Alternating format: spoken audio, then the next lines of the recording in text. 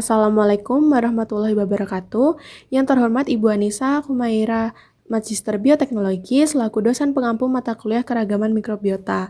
Sebelumnya, perkenalkan saya Balkis Nodalisa dengan NIM 2311201013, program studi bioteknologi angkatan 2023. Pada kesempatan kali ini, saya akan memaparkan salah satu topik case-based learning, yaitu dampak keragaman mikrobia pada tanaman.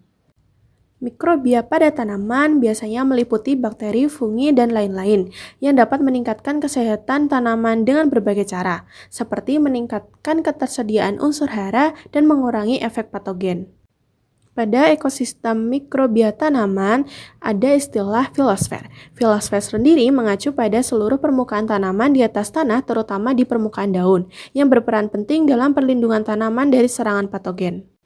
Pada topik kali ini, spesimen yang digunakan ialah tanaman padi dengan sampel berupa permukaan daun serta mikrobia yang ada berupa Azotobacter, Herbaspirillum, Bacillus, Pseudomonas fluorescens, dan Xanthomonas oryzae.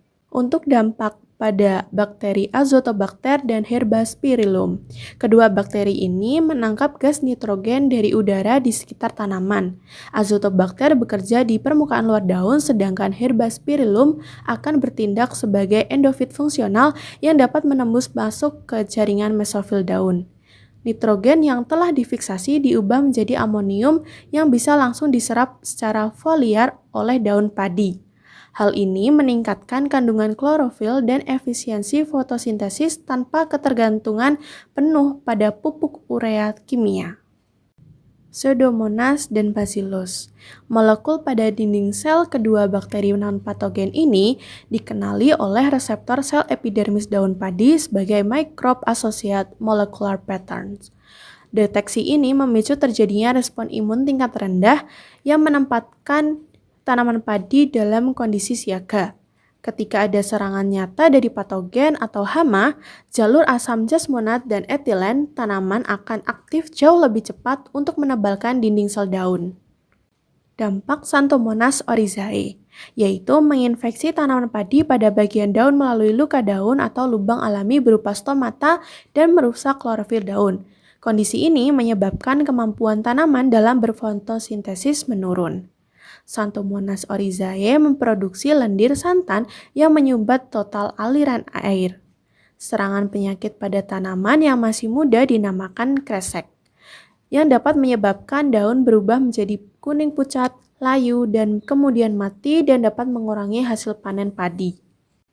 Berikut ialah interaksi dari berbagai mikrobia yang terdapat pada tanaman padi bagian daun. Yang pertama ialah antibiosis. Jika Xanthomonas oryzae sebagai bakteri patogen mencoba menembus pertahanan, maka pelepasan zat kimia dari Bacillus dan Pseudomonas secara aktif akan merusak dinding tubuh bakteri patogen tersebut hingga pecah atau lisis dan mati sebelum sempat melukai padi.